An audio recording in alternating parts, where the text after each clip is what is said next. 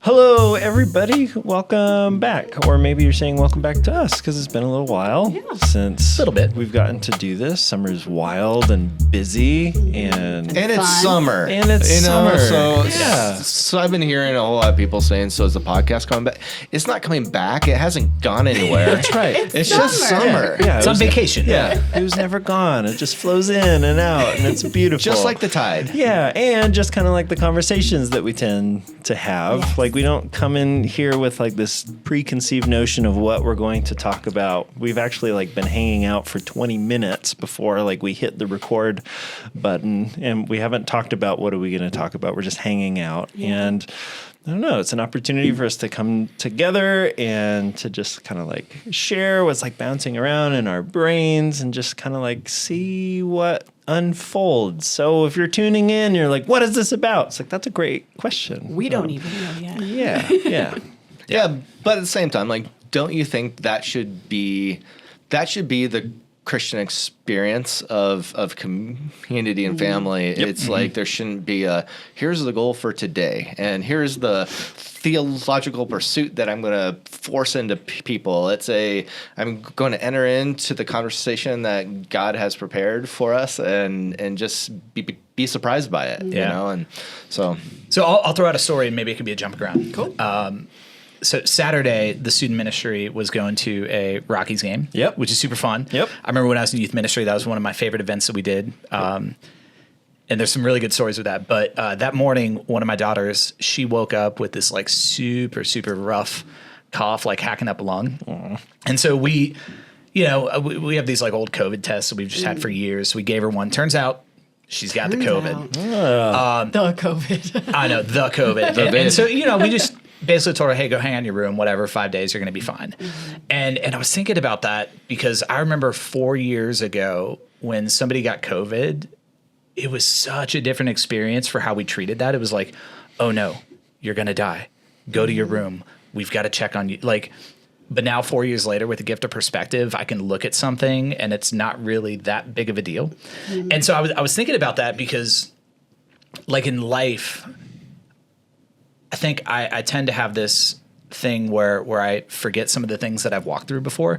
And so when I step into something new, like it can feel really overwhelming or can feel like, oh my gosh. But like when I could actually look back on my life and see like, no, like all these things that were overwhelming in the past, like I was actually able to navigate them. Everything turned out okay. And it kind of got me thinking about just our journey with Jesus of how important the act of remembering is, because when we can remember where we've been and what we've gone through, it actually gives us the ability to navigate through current things that might feel like a crisis without, going crazy. So I don't know if there's something there for us to talk about, just perspective and. Yeah. So how did the baseball game fit into that? Oh, because Or she was going to be going to it. And so, man, I was excited about talking about baseball, and you changed the thing, and I was like, okay, so Thank you for not sending her on the trip. She was super Giving me excited to COVID. go, and so the reason we gave her the test and didn't just right. say, "Oh yeah, you're just sick, whatever, go to your room," is because we knew that there were going to be a bunch of students on this game, including Stetson, who I knew would have been very unhappy with me if I gave him COVID. Yeah. And so that's just a little bit of the context for why we even gave her the test. I do have a bobblehead for you though, KJ. really? Yeah, Nolan. Who is it? Nolan. Jones? Uh-huh. Yeah, nice. My daughter brought it Fun home. fact, Yeah. my very first girlfriend cheated on me with a guy named Nolan Jones. Was it the It's Nolan? not the Nolan Jones. And is That would have been cooler. Does that continue to be a big deal today, No, or no, no. hindsight 2020? No. Oh, no, it doesn't fit in at all. It was just How's your so fun perspective? to be at this baseball game where there's all these bobbleheads of Nolan Jones. There was one point in the game where he was on first base and the pitcher was getting to pitch, and someone was like, "Steal second base." I said, "Yeah, steal it like you stole my girlfriend." Oh man. It truly is water under the bridge. There's zero bitterness. It was just really fun. Nolan's a great guy. Yeah. Yep. He truly Stand-up is. guy. He honestly is. Yeah. Okay. Sorry. All right. All right. So being a father of teenagers, Let's go there. Yeah. It's kind of just piggybacking off of the story that was told, because I almost feel like coming here is like a game. It's the game of you have to build upon the story that was presented. And so it's like, okay, I got something. I'm going to put it on there. Being a father of teenagers, there's a very short-term perspective of importance. The things that are important, the things that aren't important, the things that happen seem to be, if something goes bad today, the earth is shattering and falling apart. Sure. But from a father's perspective, it's like, yeah, I think that'll happen to you hundreds of times going forward. Yep. You just really need to think about how to process through that, or the things that they do incredible.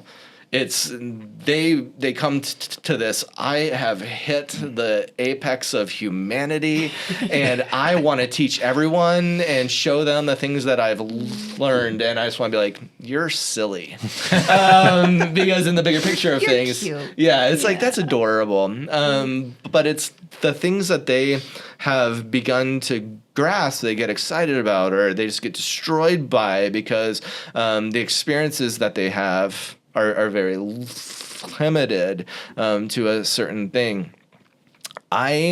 So Brooke and I have been going to a lot of concerts, and because I'm typically the person who buys the tickets, I always pick the bands. I mean, it's like that kind of thing. That's so fair. I'm like showing her like, here's these bands and blah, blah, blah. And she and I had the opportunity to go and see Social Distortion. Social Distortion is like, they are the godfathers of punk rock. They've been here since like the 80s, this whole thing, and they have a big story behind them. But if you go and see them in concert, it's like, they're okay. But like, and so I take Brooke, and they're like, and she was like, yeah, this is cool. And and then like I during the moment, as this guy who's pushing 70 he's telling story after story, and I'm just like, this is like seeing Jerry Garcia perform, but he's not here anymore, so you can't. But it's like from the punk context. Right. And I kept thinking, man, if Brooke only knew who this guy was and the things that he encountered to create the songs that he is singing. And furthermore, he just got healed from cancer in his throat, and he's singing you songs. Just like, it's okay. It gives you goosebumps to think about. Like, we are honored to be here. All right, Book of Psalms.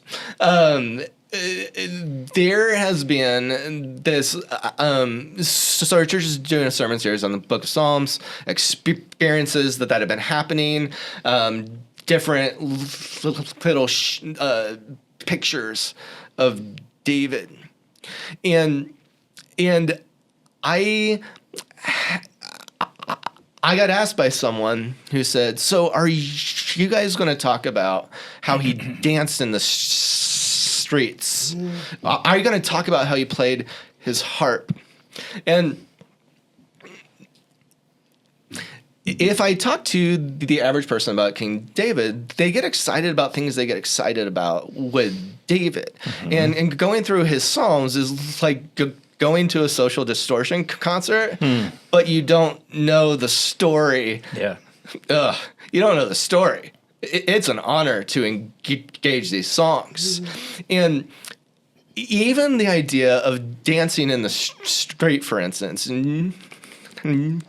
naked, people have this idea of like, I want to be like David in full abandonment and dancing in the street. And there's like this idea of he is like this hippie on Pearl Street, beads. doing his thing. However, the David that danced and took off his clothes was the David who killed tens of thousands of people. Yep.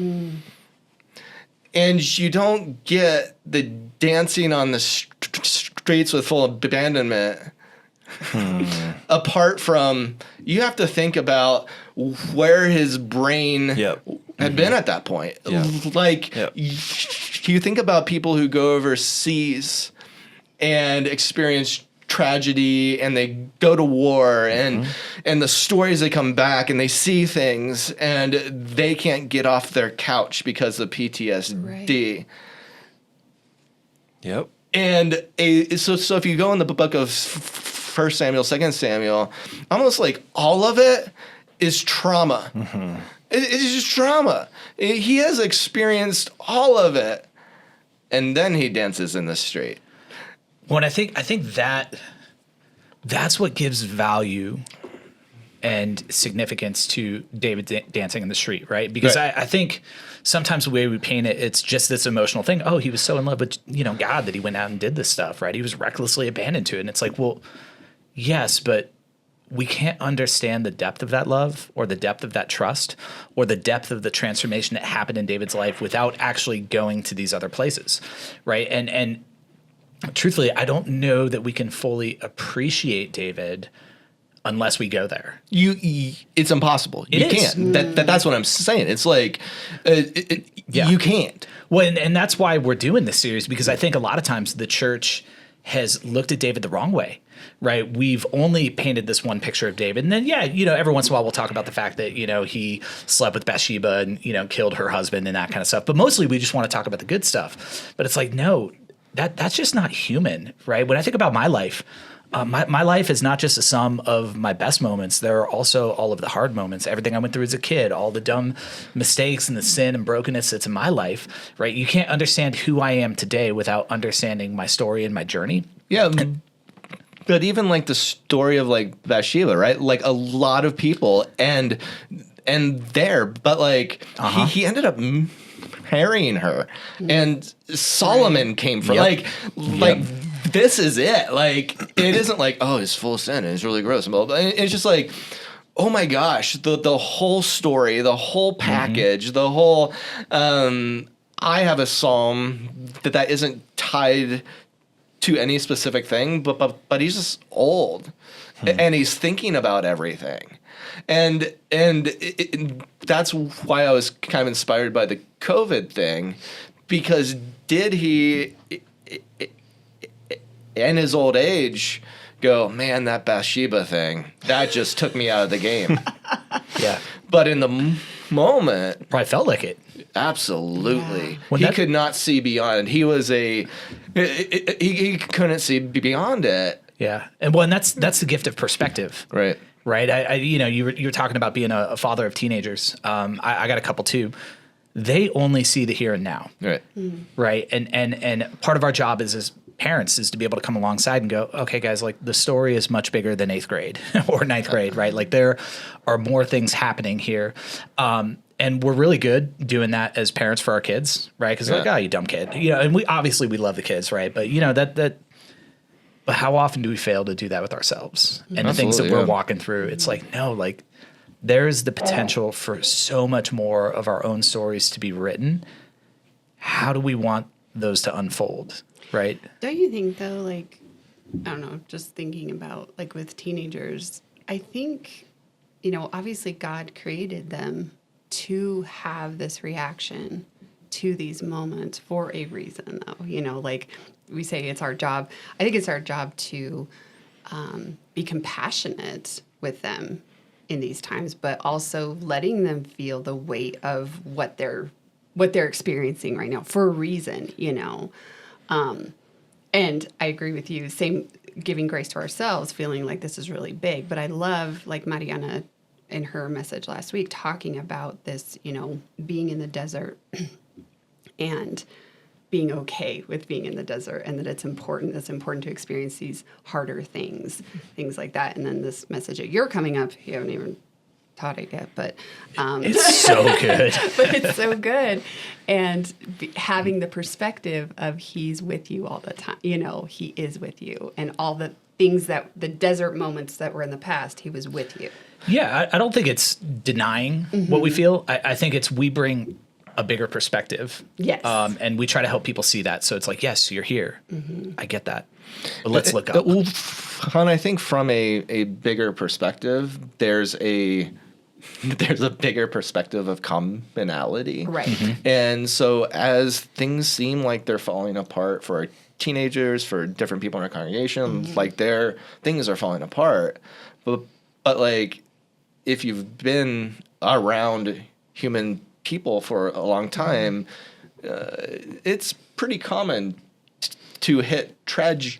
Right. And so to be able to say, it's okay to feel the thing you're feeling. Yeah. However, there yes. is an end to this. Yes. This is not the whole story.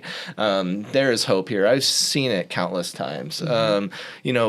Whenever my kids do something wrong and they bring it to me and they're like falling apart, I give them an opportunity to feel it. Yes. But I also don't feel like I need to fix it because I don't have to fix it. In fact, it's in the feeling that is the fixing that is going to help them grow up and to age a bit,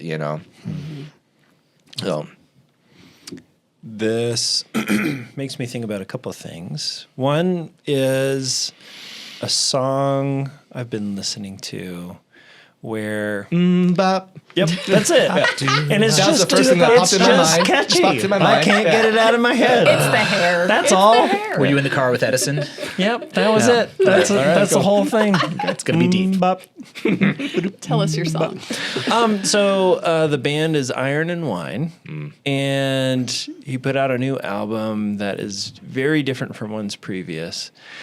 And this song, it's like, I don't know, it's this Beatles Sgt. Pepper-esque. It's like 7 minutes long, and it builds, but there's like this common theme throughout it where he's like painting this picture where he starts by just like saying these random phrases that like we've all heard before, like do the best that you can, don't trust a stranger, like just like little pieces of advice and also just like little moments like this isn't in there, but it's just an example of like your first kiss or like a fender bender, like things like that, where he just paints this picture where he's just like sprinkling in all these like little moments. And the theme is it starts with like this line of like, you're only as empty as a lost and found. And he's painting this picture of like, and I don't think this is fully accurate, but I think it highlights an aspect of human reality that we don't often see, where he's almost painting this picture of like, we're basically like a lost and found at like, I don't know, like a restaurant where there's this stream of things constantly like coming in and also filtering out at the same time. So like a keychain, like one day, like all of a sudden a keychain gets thrown in and then someone comes and says, hey, have you found my keychain? And then is there like our church lost and found? It's not just like growing and growing and growing. It contains the same amount of things as it always has because there's new things and there's old things. And he paints this picture that just like made me think kind of in the similar ways that you guys were talking about. It's like, how are we a collection of these small things? And in the moment, if we don't acknowledge the flow of things moving in and also moving out, kind of like how we're talking about kids like in their adolescent years, it's like what's happening now feels like everything. Like for the end of time, I'm going to be feeling this way. This is going to define and ruin my life forever. It's like, no, this is just what's currently like in the box. And eventually it's going to be out of the box. And I don't know, there was something really beautiful about that song that caused me to start paying attention to like these little things and also evaluating what are the things that I think are just like these forever, they're going to be in the box forever. Could it be possible that they're only here for a period of time? But somehow in the song, he paints this picture that's like, even though these things flow in and flow out, we are the accumulation of all these little things combined at the same time too. And so kind of going back to like this thing about David of like, if you just view the person as like the guy who's naked dancing in the street without understanding the full story, it's like viewing ourselves or others without understanding the culmination of all the things that have occurred that you can't even place because they're so small, but they've had a small, like, they're just like one of these like small stones in like the whole structure. And how to like peel back the layers in that. And I think I mentioned, like, my small group, we're reading this group, How to Know a Person. And the guy is talking about like how to have like good conversations with people. And it's brilliant. Like, he's calling out things like we feel like that there's this unspoken rule where you can't ask like personal questions. You can't ask hard questions. But he makes the point, it's like the answers to those questions are probably the things that people are dying to talk about. That's good. Yeah. So just like practicing that, like the other day I was sitting in a room waiting for a meeting to start and someone sat down next to me. What I normally ask is like, how's your day going? But since I was like listening to this book in the car on the way there, I asked him, what has been the hardest part of your day so far? And that person just talked and talked and talked and talked. And it's like, oh, we're actually talking about like the real thing right now. And another thing, It's happening. Yeah. And another thing that he talked about that kind of like ties in to this was, he said, when you're trying to learn about a person, don't, like, if someone said, I really love baseball, don't just ask, how did you come to learn about baseball or love baseball? And they might say, it's like, oh, my dad would take me to baseball games. Have them relive that moment and ask them a question. It's like, tell me about one of the games that you went to with your dad. And it causes them to go deeper into the core of the story that led to the thing that led to the thing that they loved, in this like really beautiful way where it's like throughout this whole book, it's like, I get the sense the dude who wrote this is a Christian, but like you just see the heart of Jesus saturating the whole thing of like, this is how we peel back the layers of a person, how we see, it's like, how did you come to dance naked in the street? Good question. Yes. yes, like 1,000 times over. In this idea of approaching the Psalms and being people who have to get up and present on it and saying we have something to offer. I think the Psalms bring you to actually ask David a lot of questions. And like, I'm so glad you brought us here. And you gave us this picture of lost and found. Because I've been thinking, when I typically think about David, he's holding a ton of things. He's holding a harp. He's holding a shepherd's crook. He's holding a slingshot. He's holding a shield. He's holding a sword. He's, I mean, like, he's got a crown. He has a crown. Like, he's holding all these things. But the truth is he's not. He's holding probably a single thing during different times, and he's putting.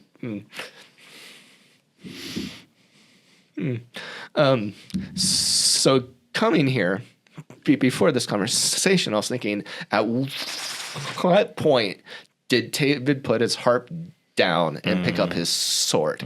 Because you can't have that harp and be cutting someone's throat at the same time.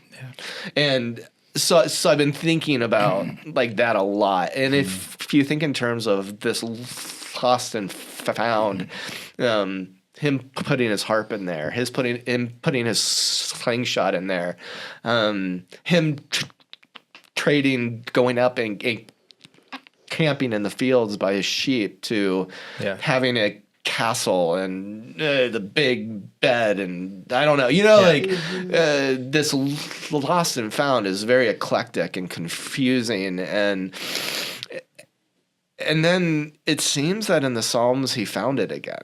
It's kind of like, I'm gonna pick up my harp again and say it's like when our parents bring us the cardboard box of the things that you've forgotten about and say, "Here's, do you remember this stuffed animal?" And then all of a sudden you feel like you're 3 again, and it all comes crashing back, and the smells and the feeling, and did he pick up his harp and say, "I just want to sing praises again"? Or did he pick up his sling and say, "God prepared a table for me in the presence of my enemies"? And like it's a remembering of the thing that in the moment it felt like this is all there is. Yeah. But the Psalms is this.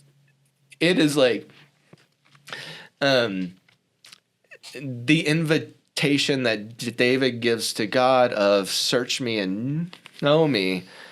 It's as if God is saying that to David, and David is saying that to God, and they're both saying that to us. Yeah. And to understand the gravity and also the smallness of the things is to search and to know, as it invites us to do the same thing.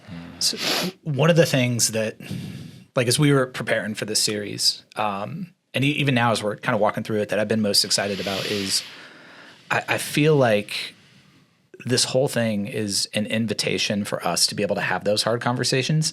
So you're talking about it, right? This book, like, all right, like, what's the hardest part of your day? It's like, oh, well, it's this, it's that, it's the other thing. And just by the very nature of some of the Psalms, like, David is typically stepping into some pretty hard things. And I think the question he's asking us is like, okay, what about you? Like, where are you at with this? And so I look at some of the things we've talked about, right? We talked about like deserts, and we've talked about injustice, and this weekend you've got another one coming up. It's like, okay, well, how often do we actually create the spaces in church to be able to talk about some of these things, right? And I would say, generally speaking, we don't, because we like to focus on the harp and the worship and all of that stuff. But I've just been really excited that this summer we're actually giving our church the opportunity to talk about some of the things they've been dying to talk about. And we're creating that space so that they could find God in the midst of that. Because that's one of the things I love about David, right? He was a man after God's own heart, right? And it's not, hey, David was just after God's heart in the good things. Like, David was just after God's heart when everything was going great and he could play the harp and sing and dance naked in the streets. It's like, no, like, when David was facing injustice, like, he was after God's heart. When David was suffering loss or felt like he was in the desert, he was after God's heart. I desperately yearn that we as a church would be a people who are after God's own heart, and that we would see that God is after our heart as well. And I just don't know that we get there unless we have these conversations, unless we go to these places, because these are typically the things that can tend to drive a wedge in our relationship with God. Like, if we got some hurt or pain or brokenness or sin or whatever it is, that creates distance between us and God, right? Because we don't talk about it, because we just shove it down or we pretend like it's not really a big deal. But when we go to those places and spaces, we actually find that God has been there all along, and he has just been waiting for us to show up and to meet him there, because it's there in these places that God is not supposed to be, or that we don't think God is, that we actually start to see how great he is and how loving he is and how faithful he is and how powerful he is. It's good. So how does that apply to baseball? Segues, KJ. So can we talk more about baseball, please? I like what you were saying, Stetson. I kind of camped there for a little bit, but asking people the questions means you're going in with an intentionality to listen, as opposed to like, how's your day going? Great. You don't go into that question with being like, I'm going to sit and listen to you. And I think there's such a difference in choosing the questions that you ask people with intentionality to listen to their response, as opposed to just status quo, kind of doing what we normally do. So that's just kind of where I'm sitting at. Especially, it's funny thinking about teenagers, how different, what those questions could do with our teenage kids. Asking them the hardest part of their day would be huge. So Jenny, what Oh no. has been? No, I'm kidding. I'm not gonna do that. What's been What's the hardest part of your day? right now? So I took a trip to Florida, and this is something that my family always does, and it's the only time I see everyone in my family every year. And the same thing happens every year. Is I go in with like high hopes. It's like the Christmas experience for me, and there's something that happens that every time I'm around my family, I feel like I am a 14-year-old boy. Yes. For sure. And For I came home and I thought, man, it doesn't matter how much I grow, how much I process. You just put me in that context, and I feel all these things that I've not felt, and it's just like I am a 14-year-old boy around them. Like that's de-age. it is really weird. Yep. And I was praying about it, and man, it's clear as day. It's clear as day. I heard God say, what is the final phase of the hero's journey? And I had not heard or thought of the hero's journey in like 20 years. Yep. And as clear as day, my brain jumped ahead and said, it's going home. And I was like, oh man. Okay, I'm trying to bring a hard thing to the center of the table, and then we can transition. The idea of going home after the hero's journey, it's this thing of transformation. It's built on the Odyssey and how Odysseus transformed, grew up, and then he brought this kingship home. He was a different person. And so the hero's journey ends by going home and bringing things of value because you are different. And the truth is, I think a lot of people grow and change and heal, but they don't ever go home. And they don't ever get that far because the going home is the hardest part. It's bringing the things of value to people who really know you, who saw you as a 14-year-old boy. And I've been feeling like the things I've been growing in adulthood, they just vanish when I'm around my family. And so talking about hard things, the journey I'm on is this final phase of going home, poetically speaking. And I think that's the hardest part for me. I enjoy fighting the battles. I enjoy the big displays of things. But it is going home and being a part of a family. It's those of us who have jobs and have to go home and clean the kitchen. It's the simple things and being a husband, being a father. That is the end destination of the hero's journey. And I think King David found himself there at the end of his life and at the end of the hero's journey, picking up his harp again, picking up his shepherd's hook again, picking up his slingshot again, putting his sword down, his crown down, and just writing songs to glorify God.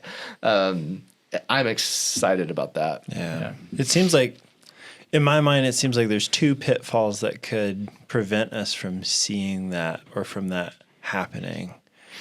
And the first one is this feeling of, I don't know, coming home from adventure, this sense of longing to still be out there. Like I have somehow, like I came home too early, or I was never meant to come home, or this is so insignificant compared to where I just was. And so you miss the opportunity of what you talked about, is like what you bring to the context. The other one is, especially in the context you talked about, where we come back home, wherever that is, and we've changed and nobody else has. This idea of, I have to revert back to who I was when I left because there's no room for my current me here. Good. In order for me to fit, I can't have all these things that I've changed and grown in. But we are, if we were to fall into that, either like with the first one, I think we would just become either very discontent or never go home. And I think like we've seen and heard stories of the people who are unable to admit when the adventure is over and it's painful to watch. It's like, think of like athletes, yeah. Or like the 70-year-old dude at the rave, and it's not like this inspiring, beautiful thing. Awesome. It's like this like creepy thing. You never gave it up. Yeah, and there's room for both to exist. Like I've seen really cool, like, wow, that's awesome, and like you need to go home. Like, but if you apply this, think about this, shrink it. It doesn't have to be big. Mm-hmm. Every sermon series is a hero's journey. Yes. Every sermon, every conversation, there's a hero's journey. Yep. And some of us don't ever bring it back. Yeah. It doesn't transform. It doesn't hold value to society because you didn't ever come home. Yep. And we are continually out there pursuing something else to kind of fulfill this empty hole. Yep. And the other pitfall, the thing that we miss out on is like, I love the way that you talked about like Odysseus's hero journey. He came home bringing back these elixir. These valuable to things. Heal. Yeah. If we fall into the mindset of like, I have to be who I was to fit in home again, we are withholding the people we are coming back to. We're holding these valuable things from them that could cause who knows what to occur. I don't know. It's good. I love that. What you said, Jenny, about like just like this posture of listening, like you can't ask those questions and not be a position of listening, made me think about the Psalms in general. It's like, I only know of one, there's probably more, but like it's a very small minority that within the Psalm, God actually says anything back. Mm-hmm. Most of them is just David talking. And I don't think he would have written all these Psalms that way if he didn't know to the core of his being that God wanted to hear all of it. And he's listening to all of it. And kind of like what you were saying, it's like in the Psalms is this invitation like to us. It's not just let's learn about David, let's learn about God, but it's like maybe part of it is let's just learn the truth that God wants to listen. And if David can open up and unpack himself and figure out who he is, then maybe we can too. Well, there's something so powerful just about naming the things that we feel and the things that we think. And I think a lot of us don't do that because we're scared. Like what happens if I say these things? Like, are people going to judge me? Is God going to judge me? Like, what's going to happen? Like, what am I going to lose? But what if we approached it differently and said, okay, like through the lens of adventure, what if that's actually what we're being invited to here? It's like, hey, say the thing, speak the emotion, feel the thing, and see what happens. And we don't always know the answer, right? David, when he wrote these Psalms, when David was in the midst of it, he had no idea what was going to happen. Now, he did have a history with God. So like there were these things that he could remember in these journeys and like, all right, God had been faithful. But like David had no idea that Bathsheba was going to have Solomon and that Solomon would be the one who continued his line. Right. But what David knew is like, hey, when I mess up, like I got to go to God and I got to own this and I got to repent and I've got to be open to what he wants to do in me. And man, quite the adventure followed. Like if you continue to read that story, like there are so many beautiful things. And so, yeah, I don't know. I want to be open. I want to step into that stuff. I want to name the thing because I know it's better than the alternative. The alternative is bottling stuff up, holding it inside, and that never ends well. Yeah. I'm excited for this series, like to continue and everything. Yep. You guys are doing a great job. Any final thoughts? All right, I think that's it for today. Yeah. Or if y'all want to talk about baseball, I'm good with that. But I don't think the podcast after the that's podcast. Another time, another place. But thank you all for joining us. Yeah. It's been an honor to have you be a part of our journey and our story. Our prayer is that it brings you value to hear our hearts and the things that God's doing here. So thank you, and have a great afternoon, evening, and good night.